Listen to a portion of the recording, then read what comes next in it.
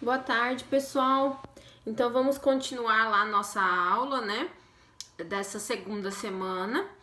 Lembrando que nós estávamos no artigo 1833 do Código Civil. O que o artigo 1833 falava, né? Fala: entre os descendentes, os de grau mais próximo exclui os mais remotos, salvo o direito de representação. Então, o que ele está querendo dizer aqui? Quando você tem descendentes, filhos, todos vivos, e netos, todos vivos, se você já tiver todos os filhos vivos, os de grau mais próximo, ou seja, os filhos do decujus, vão herdar e automaticamente excluem os mais remotos, ou seja, excluem os netos do direito à herança, salvo o direito de representação. Por quê? Porque se você tiver um filho vivo e um filho pré-morto, e esse filho pré-morto tinha filhos, ou seja, netos do decujus, nessa situação, o grau mais próximo não vai excluir o mais remoto. Por quê? Porque você tem aqui um filho vivo e um filho pré-morto. E nesse caso, nós vamos utilizar o quê? O direito de representação, para que os netos recebam como se fosse o pai pré-morto, ok? Então, continuando. Aí, na sequência, nós vamos ver o artigo 1836. Por quê? Porque nós já vimos o artigo 1834 e 1835 ali na parte de cima dos slides, quando na aula anterior nós falamos de sucessão por cabeça e sucessão por estirpe. Então, aqui, ó, o artigo 1836 fala o seguinte: na falta de descendentes, são chamados à sucessão os ascendentes, em concorrência com o cônjuge sobrevivente. Esse artigo 1836 caput, na verdade, nada mais é do que, se a gente voltar lá, o artigo 1829, inciso 2, que fala o seguinte: aos ascendentes em concorrência com o cônjuge. Ou seja, nós só vamos chamar os ascendentes se não tiver mais descendentes. Então, a gente sempre procura pessoas que estão na linha para baixo. Se não encontrar, nós vamos na linha para cima. O que é importante a gente lembrar ou mencionar aqui no artigo 1836? Quando ele fala dos ascendentes, ele fala os ascendentes em concorrência com o cônjuge, mas ele não questiona o regime de casamento. Então, pressupõe-se que em todas as situações os ascendentes vão concorrer com o cônjuge, independente do regime que eles eram casados, ok? Ok. E daí, nós passamos ao artigo 1836, parágrafo 1º, que fala o seguinte: na classe dos ascendentes, o grau mais próximo exclui o mais remoto, sem distinção de linhas. Ou seja, o grau mais próximo, se você tem pais vivos, então vamos voltar aqui um pouquinho. Se você está trabalhando com ascendentes, é porque você já viu que não tem descendentes. Então você não tem filhos e não tem netos, mas você tem os pais vivos e tem os avós vivos. Na classe dos ascendentes, o grau mais próximo exclui o mais remoto. Ou seja, se você tem pai e mãe vivo, os avós não vão receber, ok? Ok. O que é interessante aqui, ó? Sem distinção de linhas. O que não está constando nos descendentes, consta apenas nos ascendentes. Ou seja, se você tem uma mãe viva e você tem um avô paterno vivo, automaticamente a linha da mãe exclui a mais remota, que era a linha do pai. Então, isso também é muito importante. Por quê? Porque é uma coisa que acontece especificamente na classe dos ascendentes, ou seja, o grau mais próximo exclui o mais remoto, ou seja, a linha do pai e da mãe exclui a dos avós, e ainda sem distinção de linhas, né? Ou melhor, o grau mais próximo, desculpa, o grau do pai e da mãe exclui o grau dos avós, que é um grau para cima, sem distinção de linhas. Ou seja, se você tem a mãe viva aqui e um avô paterno vivo, o fato da mãe estar viva já exclui esse avô paterno, tá bom? Porque mesmo sendo de linhas diferentes, você tem a exclusão deste avô, tá? Porque ele tá num grau mais remoto, apesar de estar em linha diversa. Agora aqui, havendo igualdade, que é o parágrafo 2º do 1836.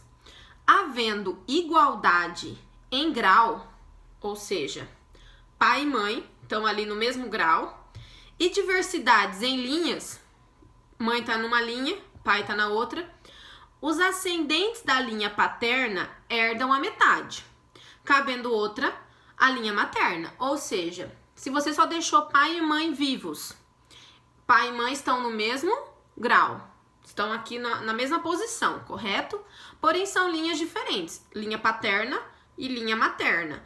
Nesse caso, metade vai para o pai, metade vai para a mãe. E daí, na sequência, eu coloquei um exemplo para vocês, ó.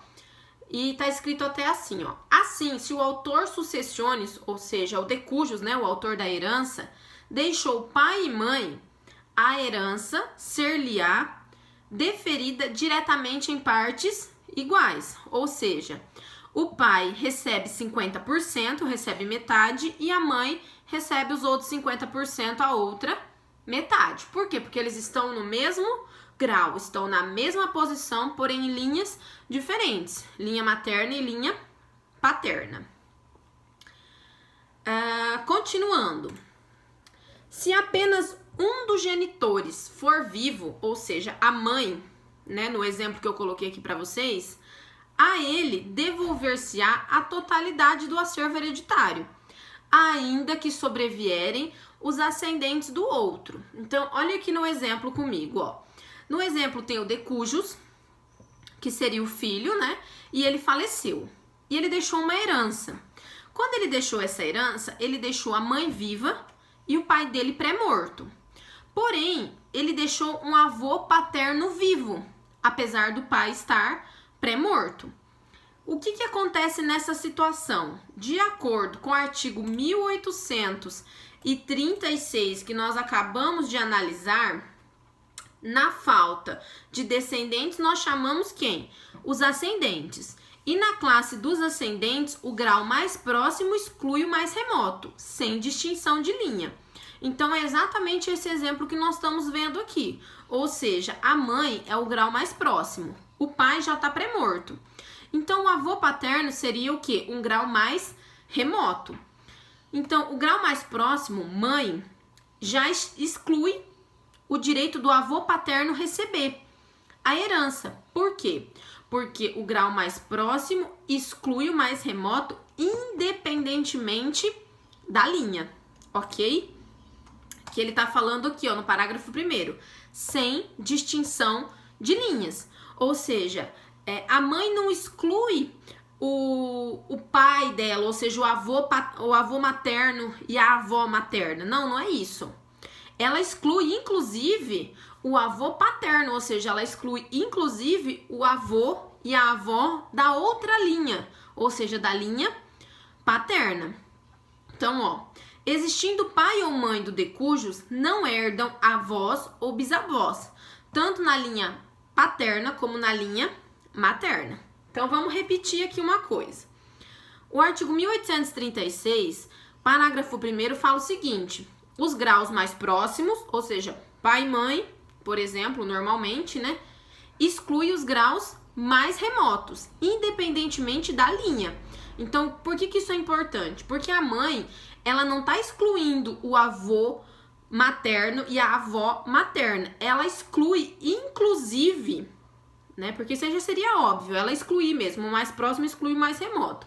Mas ela exclui, inclusive, o outro lado, ou seja, o avô paterno e a avó paterna. Ela exclui, inclusive, quando não está na mesma linha, né? Não está subindo na mesma linha que a dela, ok?